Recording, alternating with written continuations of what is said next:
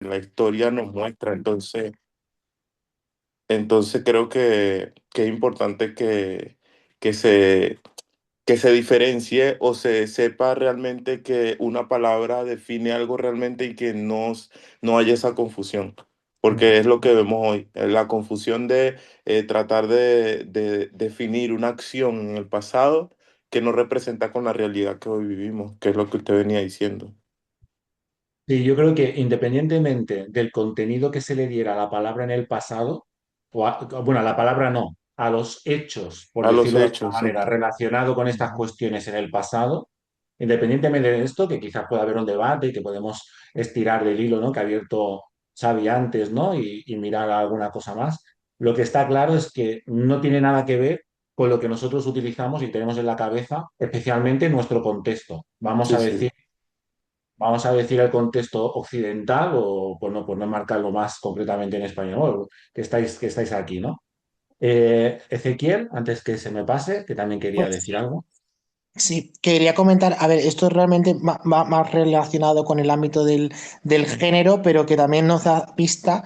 Y es verdad que hay muchas palabras que, por ejemplo, en el castellano se han ido modificando porque básicamente pertenecían a hombres, ¿no? Por ejemplo, doctor, ahora se dice doctora, o juez, bueno, ha habido algunas, digamos, terminologías que se han ido como cambiando en las palabras para hacerlas femeninas también. Y de alguna manera eso también nos da un rastreo de lo cómo funcionaba en el pasado, ¿no? De cómo también estaba dentro lo que sería nada más en el ámbito de los hombres. Entonces, es un poco una respuesta también de las terminologías de las palabras nos pueden dar a entender sobre las culturas en otras generaciones pasadas también, por este sentido. Cierto, a lo mejor venimos de una sociedad patriarcal, ¿no? Machista en este sentido, y esto ha marcado el lenguaje, ¿no? Que se ha hecho masculino, ¿no? Se ha masculinizado. Y ahora vemos muchos intentos de inclusión, ¿no? De la mujer en toda esa terminología, porque entendemos también como sociedad, hemos dado un paso adelante en ese sentido, entiendo yo, pero hemos ido más allá en el concepto de qué es una persona y entendemos que una mujer es igual que un hombre, ¿no? Cosa que ha sido todo un proceso histórico y yo creo que todavía luchamos a veces con estas cuestiones, ¿no? Entonces, es muy interesante que lo señales porque lo has sacado del ámbito LGTBI, ¿no? Estrictamente, y nos damos cuenta de cómo el lenguaje influye en nuestra comprensión de la realidad. Y es curioso cómo, incluso por traerlo a nuestro terreno, al cristianismo, ¿no? Sigue habiendo iglesias conservadoras, literal, y que se acercan a la Biblia de manera literal, ¿no? Que cogen el contexto y el marco del entendimiento de la mujer en una sociedad patriarcal, utilizan ese lenguaje en el que está escrito la Biblia en ese marco y siguen excluyendo a las mujeres, ¿no? De la participación en la iglesia como si fuera, como si se le da la posibilidad de hacerlo a un varón, ¿no? Y en algunas iglesias, pues ya sabéis, ¿verdad? Que la mujer no puede hablar o tiene que pedir permiso para hablar o tiene que cubrir la cabeza porque es una diferencia con el hombre, ¿no? De sumisión al hombre, o no puede ejercer ministerios públicos, o no puede ejercer la enseñanza, o no pueden ser pastoras, ¿no? Igual que en este tema vemos estas circunstancias, ¿no? Imaginaos, ¿no? Extrapolando la cuestión al colectivo LGTBI, ¿no? Imaginaos con el colectivo LGTBI.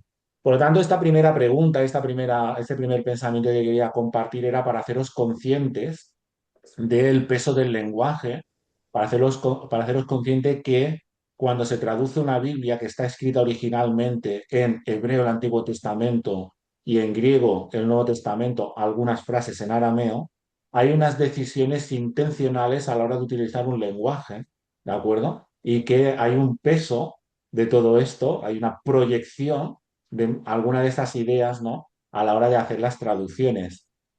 Y que, por supuesto, los conceptos, el significado de las palabras se va modificando y se van creando conceptos nuevos sobre palabras nuevas, ¿no? Como es el caso de la homosexualidad o de todo, o de todas otras, un conjunto de palabras que están alrededor del colectivo LGTBI, ¿vale? Sí, por ejemplo, Es, bu- Perdón, sí, Xavi, adelante. sí, por ejemplo, hoy día se habla mucho de binario. ¿vale? El género binario, que Género, está, género no binario, sí, es un género que nunca existía antes, que es totalmente nuevo. O sea, totalmente. otro ejemplo. Mm, entonces, hay terminologías nuevas que se crean y que a lo mejor no lo vemos como... pues siempre ha existido, o sea, ahora lo han categorizado, pero siempre ha existido el binario, ¿me entiendes? Pues que Ujú, ahora mismo ujú, le hemos puesto un nombre, lo ujú, hemos ujú, categorizado, pero siempre ujú, hubo. ujú. Es así. Por eso mi interés era hacernos conscientes de esto, porque cuando leamos Mm, los textos bíblicos concretos, ¿vale? A veces podemos caer a veces en el pelearnos por la interpretación literal de la Ujú, palabra. Pero aquí mm, hay aquí hay un contexto más amplio que no es estrictamente el significado concreto de la palabra que utilice el versículo, ¿no? Que por mm. supuesto es importante, sino todo este contexto en el cual se va a enmarcar ese texto, ¿vale? Así que, como os digo, creo que es importante que vayamos pues asumiendo, ¿no? Estas reflexiones. Vamos a seguir un poquito. Hay un cambio radical, como ya os he dicho, en el siglo XX-XXI. En Occidente, especialmente en las últimas décadas, ha habido un cambio profundo. ¿Y a qué se debe? Bueno, por ejemplo, desde los campos de la psiquiatría, que ya lo hemos hablado en alguna ocasión, y de la psicología, la homosexualidad dejó de considerarse una enfermedad. Algunas veces nos hemos referido a cómo el consenso de los psicólogos que es como ellos deciden, ¿no? Que es una enfermedad, que no lo es, cuáles son los rasgos, etcétera, etcétera. Después de un amplio debate, especialmente en Estados Unidos, que es la asociación más poderosa en este sentido y que genera el manual de diagnóstico de enfermedades psicológicas, ¿no? Que se conoce como DSM, pues sacaron la homosexualidad de ese contexto o de esa definición de enfermedad, ¿no? Obviamente, aquí hubo un debate impresionante detrás y una gran oposición social, una gran lucha social, pero este paso se fue dando por avances en el campo de la psicología, por ejemplo. Como alguno decía, creo que Xavi, ¿no? Las identidades sexuales diversas se han ido visibilizando y se han ido nombrando. ¿Mm? En algunos casos aún estamos todavía en transición con los nombres, ¿eh? Y con las maneras de poder referirnos. En muchos países sus derechos están protegidos por ley. Por ejemplo, España, ¿vale? La semana pasada se cumplía, me parece que el 20 aniversario de la ley que permitió casarse, ¿no? Las parejas homosexuales en España, ¿no? Porque ya se les han reconocido sus derechos. En otros países, como bien sabéis, esos derechos siguen estando cuestionados, ¿no? Y no pueden, ni son reconocidos, ni por supuesto pueden casarse, ¿no? Aún así, como digo, persisten discriminaciones y violencia. Por lo tanto, hoy, especialmente en nuestro contexto, que no tiene por qué ser el contexto de otros países, ¿vale? Y de otras culturas en el mundo, pero en nuestro contexto el debate no es solo médico-legal, sino que también es cultural, es ético, es religioso, y nosotros hemos ido desde todos estos campos aportando a este debate y cada sociedad lo está haciendo a un ritmo diferente, si es que lo está haciendo. Por lo tanto, todo esto tiene un gran peso cuando nosotros vamos después a leer la Biblia. ¿M? No se lee la Biblia en el vacío. Es imposible leer la Biblia en el vacío. ¿Vale? Esto es un poco el punto que yo quiero ir aportando aquí. ¿No? No podemos acercarnos a un texto bíblico en Levíticos, otro después en Romanos, que además hay miles de años de diferencia entre uno y otro, ¿vale? Que además se generan en culturas muy diferentes uno y otro, ¿de acuerdo? Y pretender sacarlos de todo eso y extrapolarlo al siglo XXI sin ser conscientes de todas estas cosas que hay aquí detrás. Por lo tanto, yo muchas veces cuando hablo con algunos pastores conservadores, ¿no? Y me cuestionan, ¿no? El tema teológico con este tema, ¿no? Yo muchas veces entro en este debate, ¿no? Estás hablando de homosexualidades, estás hablando de gays, me estás citando la Biblia, pero es que la Biblia no tiene nada que ver con esto que tú me quieres, de lo que tú me quieres hablar. Pero es como emitir en dos frecuencias de ondas muy diferentes, ¿vale? Porque no tenemos estas cosas en común. Por eso me parecen muy interesantes irlas conociendo y también interiorizando no solo por nosotros, sino también por el diálogo con el resto de la sociedad, ¿no? Esto nos habla un poco de las categorías rígidas y continuas, ¿no? Que también hacía referencia a Xavier, ¿no? Porque estas categorías han ido también evolucionando, ¿no? Algunos estudios actuales, claro, sugieren que la identidad sexual no siempre está cerrada, como bien habéis dicho, puede entenderse como un continuo de experiencias y deseos, incluye dimensiones emocionales, sexuales, relacionales, culturales. Claro, todo esto en la Biblia, ya lo veremos, no está en absoluto presente en ninguno de los textos donde aparentemente se habla de estas cuestiones, ¿vale? Por lo tanto, ¿pensáis que las personas se encajan fácilmente en categorías sexuales fijas? Aunque me imagino la respuesta, ¿vale? Pero ¿qué pensáis al respecto? ¿Cómo lo veis? ¿Qué veis a vuestro alrededor? ¿Vale? ¿Tenéis amigos, amigas cristianos? ¿Cómo lo ven? Isma, adelante. Yo lo veo como, buenas noches a todos, yo lo veo como un continuo. Esto es, no podemos decir esto es blanco y esto es negro, sino que hay un continuo de un lado hacia otro. Eh, tener categorías no es fácil. Uno puede decir que todos son homosexuales o decir que todos son bisexuales, no se puede porque hay un continuo en eso del espectro sexual. Muy interesante la relación que has hecho, ¿no? Porque, claro, si esto es así, entonces no se pueden hacer unas afirmaciones tajantes y contundentes, ¿no? ¿Y cuántas veces en el mundo cristiano habitualmente sobre esta cuestión lo que muchas veces analizamos o recibimos, ¿no? Son afirmaciones contundentes, ¿no? Que cuando estás en este tema al final acaban resultando simplistas, ¿no? Faltas de argumento, ¿no? Te das cuenta a veces de que hay un cristianismo que a mí me parece que no ha pensado realmente la cuestión por la simplicidad y la contundencia con la que se expresan sobre qué cuestiones, ¿no? Ezequiel, Pues yo creo que dependerá mucho también del entorno, porque si tu entorno de alguna forma te permite esa continuidad que ha comentado Ismael, pues sí es verdad que puedes llegar a ser más flexible o a tener esa libertad de poder expresar realmente el deseo sexual que uno tiene. Pero creo que en muchos casos nos categorizamos sexualmente porque es lo que es estandarizado y realmente eso también nos limita un poco y nos hace pues fijarnos, ¿no? En este pues contexto sexual. Así que yo pienso que el entorno dependerá mucho si la persona puede desarrollar esa libertad o esa continuidad o no.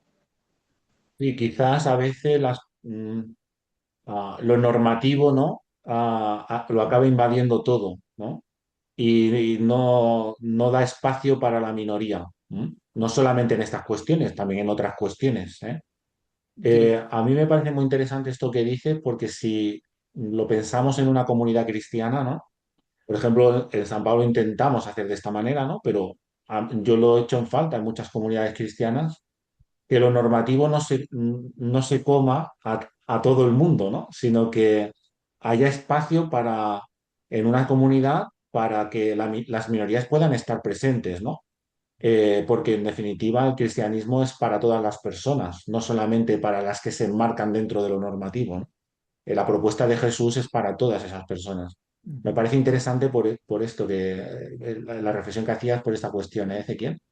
Ian, adelante.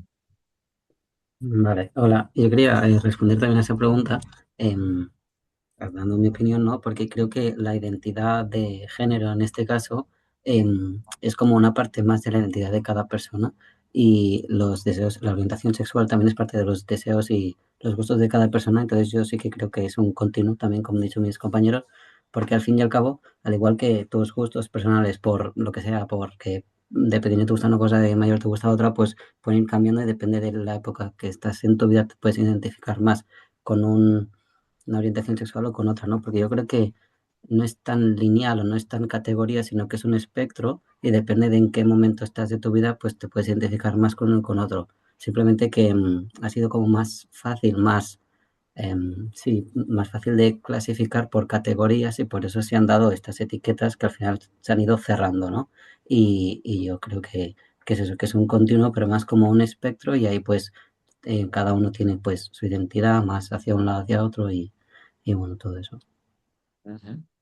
Curioso que el etiquetaje, ¿no? Que a veces nos ayuda como seres humanos, pues para poder desenvolvernos con la realidad, muchas veces puede jugarnos una mala pasada precisamente en estas cuestiones que estamos hablando y que estáis poniendo sobre la mesa, ¿no? Y acabar excluyendo a personas, ¿no? Cuestionando su propia identidad y especialmente en el caso que hablamos, en su seguimiento de Jesús. Renata, adelante. Bueno, solo si puedo contribuir con algo en la discusión. Pero nada, estaba pensando como cuando nos preguntaste respecto justo a cómo los cristianos viven y vivimos la vida y tenemos esa cuestión cultural que es súper maniqueísta, que justo nos pone como de un lado o de otro y ignora los matices, ¿no? Y cuando hablamos que cada uno de nosotros tenemos o estamos compuestos de luces y de sombras y que nadie puede ser completamente bueno o completamente malo, que estamos siempre ahí como girando en torno a eso, porque cuando llega la discusión de la orientación sexual o de la identidad de género, volvemos con esa cosa que nos polariza aún más. Entonces, que sería como una apertura de espacio incluso para pensar sobre nuestras propias posiciones respecto a las cosas, porque es imposible que seamos binarios en todas las esferas de la vida. O sea, entonces la sexualidad y la identidad de género también forma parte de eso, ¿no? Sí, es muy interesante esto que dices y pones sobre la mesa una cuestión que muchas veces se habla a nivel de iglesia de cristianismo, ¿no? Cómo los cristianos apelamos a la gracia para tantas cuestiones, ¿no? Sin embargo, cuando hay determinados qué pecados, porque en definitiva está el concepto de pecado detrás, ¿eh? De como que a Dios eso no le gusta, ya llegaremos a estas cosas, ¿no? Pero ahí está, yo creo que ya todos lo intuimos. Entonces, la gracia, siempre apelamos a la gracia para todo. Bueno, si he mentido, bueno, pero Dios me perdonará, porque claro, es lo que decimos, luces y sombras. Pero ay, si me he acostado con fulanito menganito, ay, si soy homosexual, ay, entonces, cuando entra el tema sexo, ¿eh? Y a esto ya si queréis le podemos añadir, ¿no? Identidad de género, etcétera, etcétera, relaciones diferentes. Yo a veces también hablo de las diferentes opciones relacionales, ¿no? Porque el cristianismo siempre ha entendido el matrimonio entre dos personas, ¿no? Sin embargo, a lo mejor puede haber un creyente poliamoroso, ¿os imagináis, no? Que tenga una relación de fidelidad en su relación, ¿no? Y que proyecte en esa relación en principios cristianos, ¿no? Entonces es curioso cómo a veces cuando hablamos de sexo, el, en el cristianismo en general, ¿no? Hay algo que nos hace ponernos de uñas, ¿no? A la defensiva. ¿Qué pasa aquí? Se asocia con pecado, ¿no?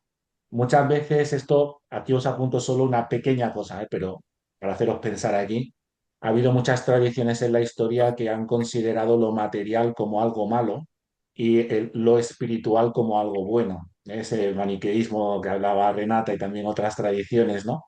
Entonces, los cristianos tenían que buscar el espíritu, las cuestiones espirituales, y para poder hacerlo, todo lo carnal, lo material, ¿m? Nos impide el crecimiento espiritual porque nos aparta de la voluntad de Dios. Entonces hay que apagar lo carnal, entre ellos, por supuesto, lo sexual.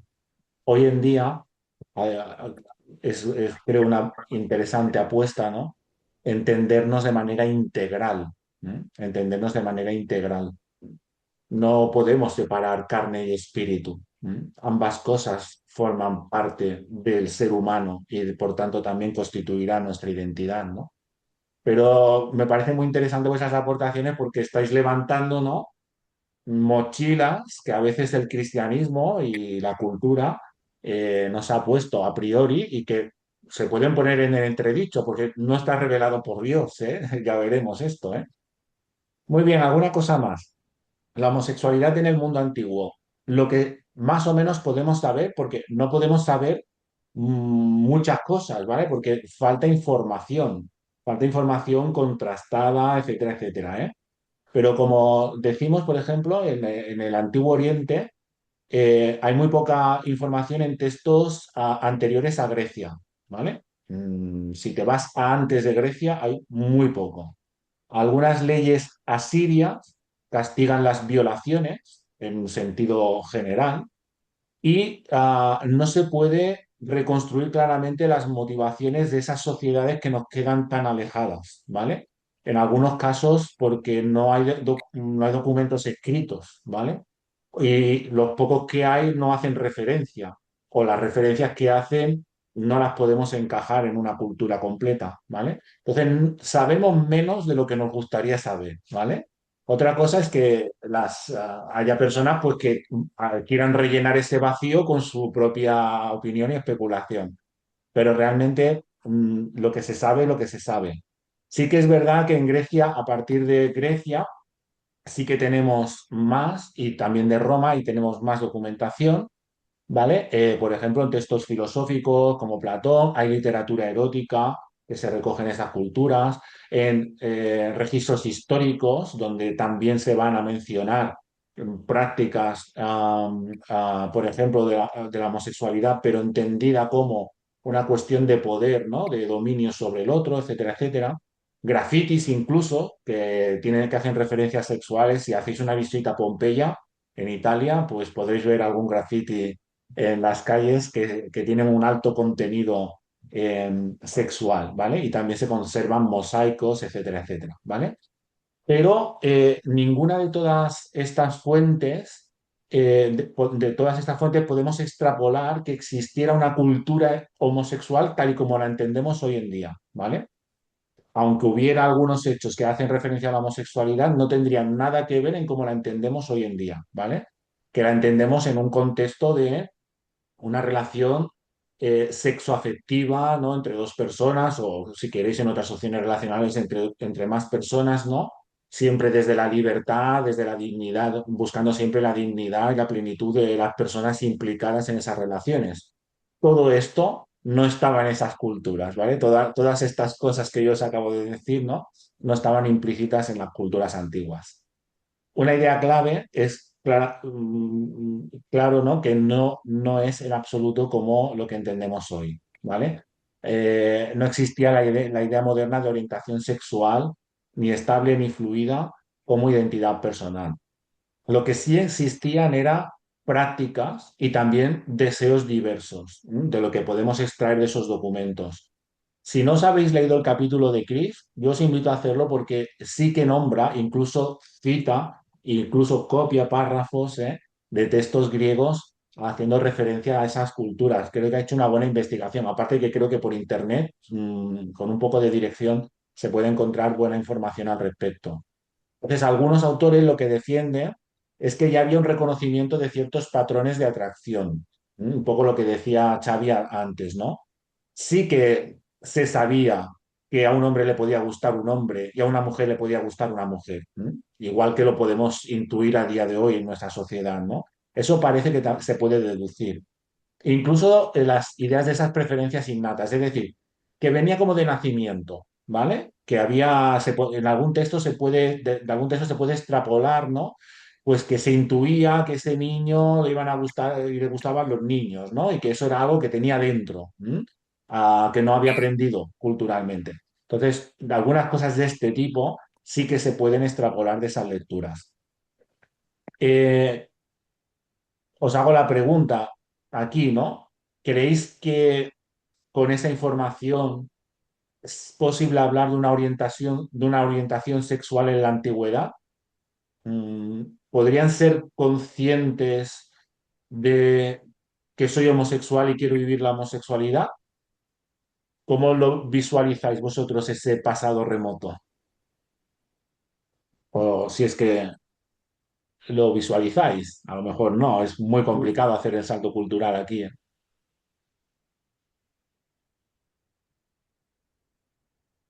Vale, Isma, adelante. Sí, yo pienso que nosotros podemos hablar de orientación sexual, pero en aquel tiempo no existía la orientación sexual. No es como nosotros la conocemos hoy. Había el deseo, había la relación, había la relación sexual, ya sea por dominio, o sea por violación, o sea por lo que sea. pero yo no creo que se pueda, en aquel tiempo había el concepto de orientación sexual tan claro como nosotros lo tenemos ahora. Que ahora si nosotros lo extrapolamos y si hay suficiente información, pudiéramos decir que hay de hablar sobre orientación sexual, pero en aquel tiempo no. A mí la intención de la pregunta, y muchas gracias Isma por lo que comentas, la orientación de la pregunta era para haceros conscientes de que aunque en la antigüedad pudiera haber intuiciones personales, o al menos eso es lo que nos ha quedado reflejado, etcétera, etcétera, no había habido un debate social ni un consenso social sobre esta cuestión tal y como nosotros la entendemos, ¿de acuerdo? Al nivel en el cual nuestra sociedad moderna ha llegado. No se puede extrapolar, nuestra sociedad a aquella. Ezequiel había levantado la mano.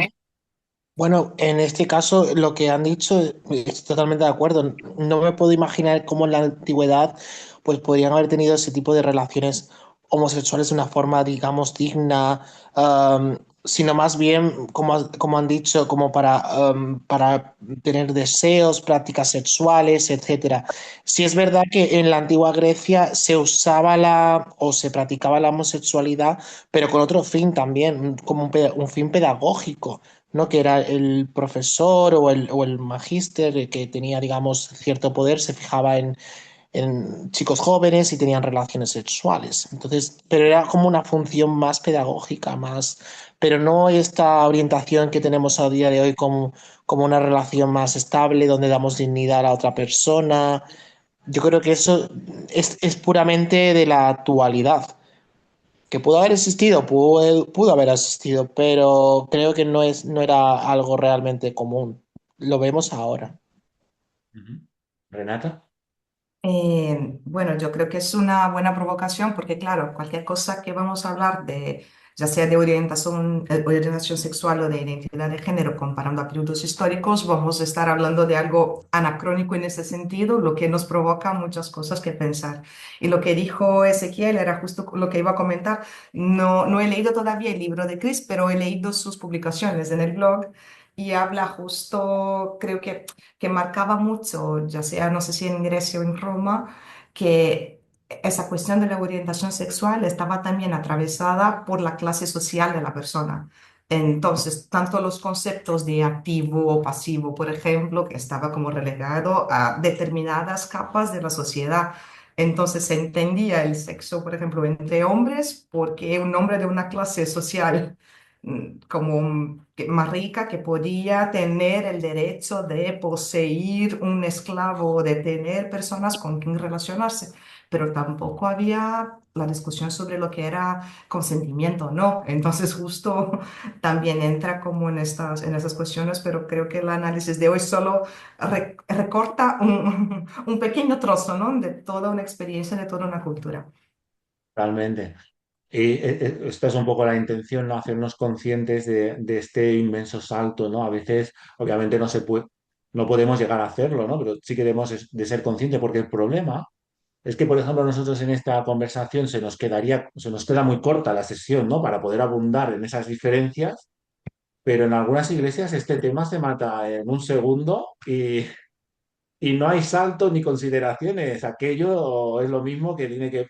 La Biblia lo que dice es lo que vivimos hoy, ¿no? Imaginaos, ¿no? Imaginaos eh, el atraco bíblico que significa eso, ¿no? A la interpretación de la Biblia que significa eso, ¿no? Isma, ¿qué querías decir? Sí, voy a traer a tirar una bomba. Pues venga. Renata está hablando y menciona algo bien importante que está en el libro, y es que era normal ver que el soldado romano, ¿verdad? O el romano tuviera un siervo y utilizara el siervo para tener relaciones sexuales y para dominarlo. Vemos en la Biblia cuando el centurión tenía un siervo, ¿verdad? Y y le piden a Jesús que sane el siervo del centurión. Y precisamente en una de las traducciones que yo estaba leyendo hace mucho tiempo, hace años atrás, dejaba ver que no era un siervo. En la traducción que había en el griego, no es que era un siervo, sino que era algo más que un siervo. Y entonces a Jesús no le interesó ni preguntó qué relación tú tienes con ese siervo, que tu siervo es esto, tu siervo es lo otro, sino que Jesús fue y lo sanó, no fue, sino que envió la palabra y lo sanó inmediatamente. Muy interesante esto que dices. Se produjo cuando empezamos a ser más conscientes, ¿no? De nuestras gafas patriarcales y machistas, ¿no? A la hora de traducir la Biblia. Muchos teólogos y teólogas pues empezaron especialmente teólogas, ¿no? Empezaron a leer los textos bíblicos, a leer los originales e incluso se llegaron a encontrar casos como el de Junias, ¿no? Que es mujer, es indiscutiblemente mujer, ¿vale? No se puede discutir que ese nombre es un nombre de mujer, que tenía una posición muy importante en la Iglesia, a la que hace referencia el Nuevo Testamento, pero que la tradición la había siempre interpretado como hombre, porque claro, no se podía, no se podía pensar o no se quería aceptar que una mujer pudiera tener una posición como esa en la Iglesia, ¿no? Mucho me temo que conforme vayamos avanzando en la interpretación de los textos bíblicos y personas del colectivo LGTBI o personas conscientes, ¿no? de esta realidad se acerquen a los textos, pues a lo mejor podríamos encontrar alguna sorpresa, ¿no? en cuanto a estas cuestiones, ¿no? Y alguna cosa se empieza a hacer como esta que dices, Ismael. Así que ahí quedará. Pero es cierto, Jesús no en ningún caso hace ninguna diferenciación con ese siervo, por lo tanto, no vamos, nunca le vamos a poder achacar a Jesús, ¿no? que continuó esa cuestión. Lo que dice en ese sentido Chris, pero yo creo que lo que hace es compilar, ¿no? muchos datos en este sentido de otras fuentes, pues sí que se ven relaciones entre hombres y adultos y adolescentes que hoy entenderíamos como pederastia, pero que también es un concepto que tenemos que saber tratar con cuidado, ¿no? Para aplicarlo en la sociedad del siglo I, ¿vale? También como creo que ha dicho Ezequiel, ¿no? El contexto educativo, social, que también iba a veces, ¿no? Había más abusos se podía empezar con la excusa educativa, etcétera, etcétera, pero que a veces podía ir a una dominación, etcétera, etcétera, etcétera, ¿no? Y relaciones muy asimétricas como las que hacía referencia Renata, ¿no? Este tema del rol activo masculino dominante, ¿no? Que ya ha mencionado, el rol pasivo, asociado a lo femenino, a lo inferior, a lo estigmatizado. Es una sociedad, como hemos dicho, patriarcal, ¿no? Y que eso se proyectaba incluso pues, en las relaciones o en los combates militares, ¿no? Donde el hecho de la victoria, ¿no? Se hiciera o no, otra cosa es que se ejecutase, ¿no?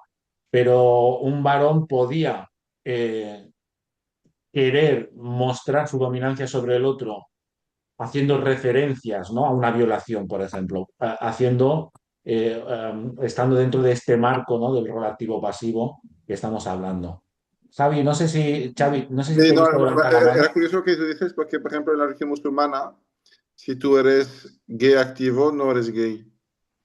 O sea, en la religión musulmana solo es gay el que el pasivo. Exacto, muy interesante esa acotación, ¿eh? Sí, sí. Esto sí que sería otro debate, no quiero desviarme demasiado, pero a mí me apasiona, como en otras grandes religiones, ¿no? Este tema que en el cristianismo estamos aquí, ¿no? Pues poniendo sobre la mesa, en otras religiones, también marcadas por su cultura, ¿no? Hay Mm, estos matices, ¿no? mm, Vale, para mí quizás la idea aquí es que no se trata de igualdad de género, obviamente, ni de relaciones como las actuales, ¿eh? Todos estos conceptos son completamente ajenos a lo que estamos hablando en el siglo I, ¿vale? Eh, Esta quizás la voy a hacer más retórica, ¿vale? Pero cómo cambia nuestra lectura del pasado y entendemos las jerarquías sociales expresadas además en la sexualidad y expresadas además en la homosexualidad, ¿no? Que puede haber un gran reflejo en la Biblia, ¿no? Así que existía una cultura homosexual antigua, ¿no? pues la mayoría de los especialistas pues entienden que no había unas instituciones, entendiéndola de esta manera, ¿no? Sociológica, homosexuales. No había una identidad colectiva gay, lesbiana, muchísimo menos, por supuesto, trans, etcétera, etcétera, ¿no? Todo eso no, ni siquiera entraba en las categorías de pensamiento. No Ujú. había parejas estables del mismo sexo reconocidas socialmente, ¿eh? Como hoy, pues ya podemos empezar a hacer, ¿no? Así que lo que sí que hay referencias es a prostitución religiosa, prostitución sagrada, ¿no? Esclavitud sexual, relaciones de poder, incluso abusos en los contextos, como decimos, de guerra o de desigualdad en ese sentido, ¿no? Aquí hago alguna referencia a Platón, ¿vale? Y esa ambigüedad del amor masculino, del que muchas veces también se hace gala a día de hoy, ¿no? Eh, donde se valora el amor entre maestro y discípulo, creo que también Xavi hacía alguna referencia al respecto antes, ¿no? Ujú. Pero que a menudo se enfatiza, y eso también es interesante, por eso decía que había que equilibrarlo, la castidad y la dimensión espiritual, ¿eh? Porque el sexo siempre ha estado minusvalorado porque las concepciones de la cultura, incluso de la filosofía, lo material era algo negativo, ¿de acuerdo? De lo cual había que desprenderse. El gnosticismo, que tiene mucha influencia en algunas cartas del Nuevo Testamento, uno de sus principios es este: lo material es malo, ¿vale? Por eso hay una carta de San Tesalonicenses que dice que Jesucristo es el Dios invisible hecho carne. ¿M? Insiste tanto en la carnalidad de Jesús porque los agnósticos, perdón, los gnósticos Mm. pensaban que lo material era pecado, entonces ¿cómo que Jesús se había encarnado? Jesús tenía que ser, tenía que ser espíritu, ¿no? Y la carta, combatiendo esa idea, dice, no, no, Jesucristo es la imagen visible del Dios invisible, ¿vale? Y después puntualiza, y vino en carne, ¿no? Por lo tanto, como veis, desde muy temprano la Iglesia ha estado muy marcada con esta concepción de lo material, de la carne, ¿no? Con lo espiritual, esta contraposición. Y se ha dotado negativamente, ¿no? A la parte carnal. Bien, os paso ya casi al final para ir acabando, ¿vale? Desde Roma, hemos hablado desde Grecia, desde Platón, e incluso la idea esta del amor platónico, ¿eh? Que viene un poco de ahí, ¿vale? A ver, ¿alguien se conecta por aquí? No sé bien bien. Vale, vamos a dar, es que no conozco la referencia. Vale, pues perdonadme, ¿eh? Pues en Roma es un poco la proyección de la cultura romana, ¿vale? Sigue siendo esta proyección, ¿vale? El sexo estaba muy vinculado al poder, ser penetrado era visto como algo degradante, la sexualidad se relacionaba con la jerarquía, no con la identidad, ¿vale? Como digo, existía la prostitución, la esclavitud sexual, la violencia, la explotación, y además había un contexto también religioso. Acordaos, por ejemplo, de Baco, ¿vale? Y las famosas bacanales, que no eran tan así como las pintan, ¿no? Pero que muestra ese entendimiento de la sexualidad que podía haber en Roma. Vale, Mm. para mí la conclusión, y ahora ya os doy la palabra, ya para ir acabando, ¿vale? Es que en la antigüedad la sexualidad estaba ligada al poder, al género, al estatus. Había prácticas diversas, pero no había un concepto de identidades como lo entendemos a día de hoy. No había esas categorías de la homosexualidad, heterosexualidad, ¿vale? Y hoy obviamente sí que existe todo esto, hay un reconocimiento de derechos, reconocimientos legales, relaciones basadas en la igualdad de las personas, en el amor ejercido desde la libertad, etcétera, etcétera. Por lo tanto, es otro contexto muy diferente, ¿vale? Por eso, comparar directamente ambos mundos, pues resulta tan problemático.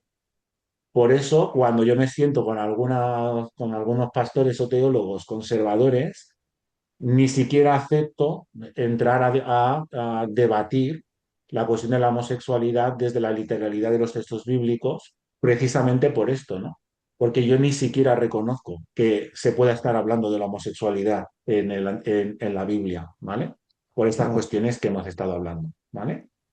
Por lo tanto, cuando hablemos de esos textos, seguramente, y ya os lo dejo ir, vamos a ver reflejado algunas de estas cuestiones del mundo grecorromano que nada tienen que ver con el tema que a nosotros nos interesa, ¿no? Que es la igualdad de las personas LGTBI y su inclusión de pleno derecho en la Iglesia, ¿no? A la hora de seguir a Jesús exactamente igual que una opción normativa, ¿vale? Nos podríamos preguntar, ¿podemos leer la Biblia con categorías modernas?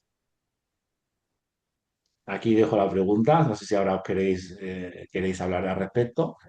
¿Qué riesgos hay de proyectar nuestro presente en el pasado o al revés, ¿no? El pasado en el presente?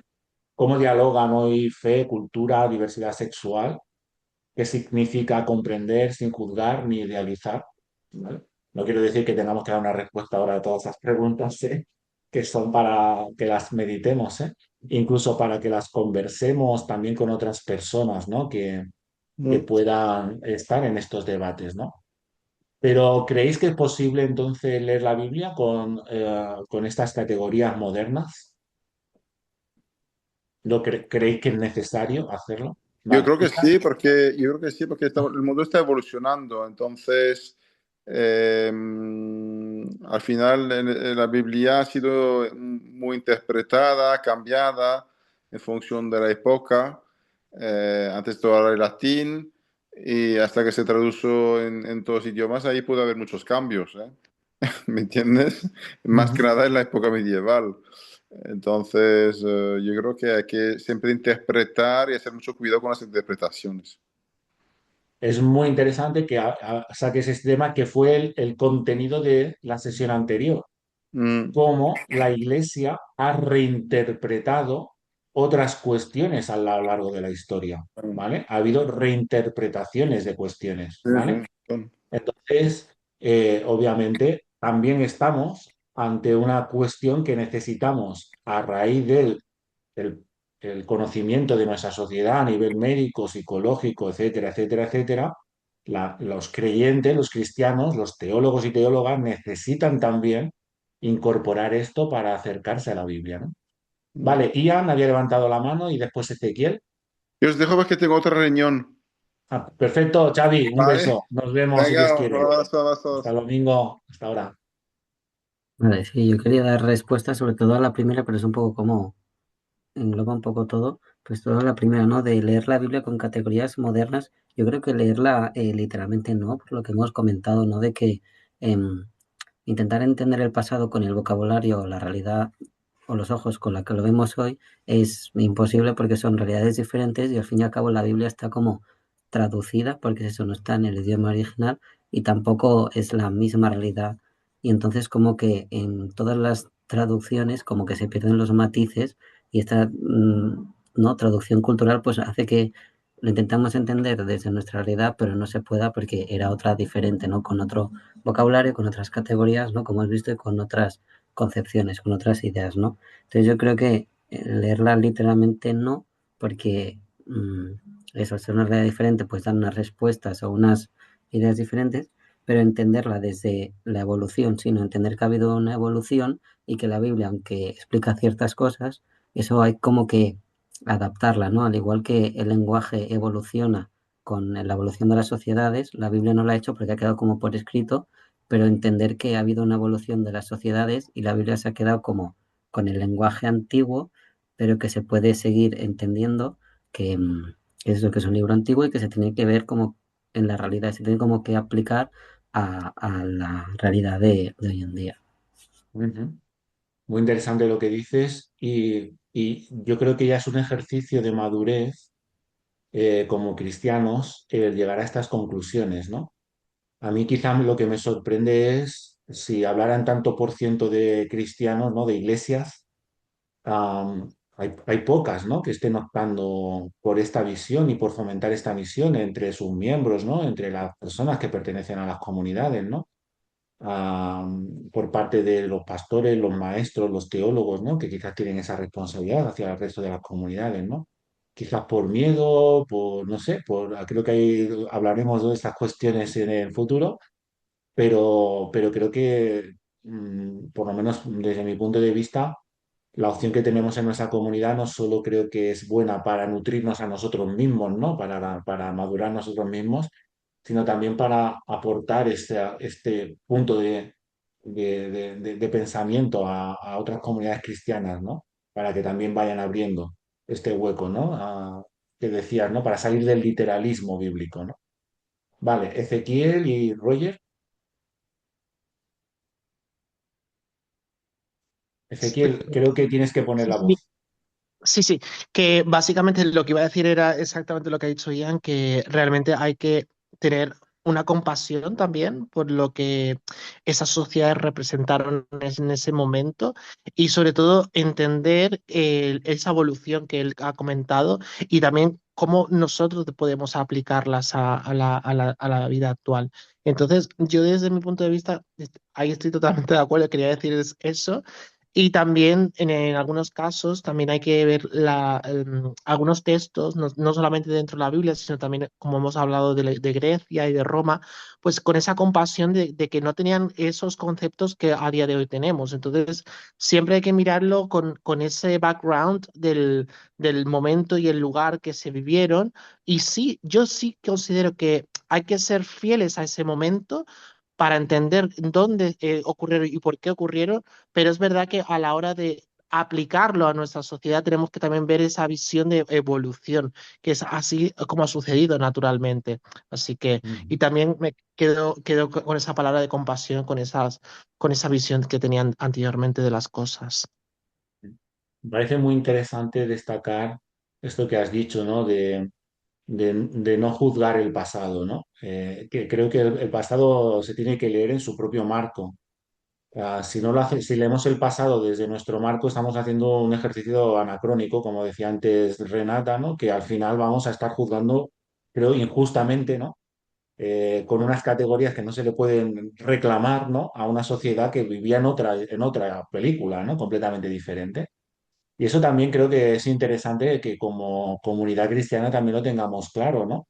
Y que también sepamos integrar con humildad que, que la propia iglesia, igual que la sociedad, igual que las culturas, estamos en cambio. ¿M?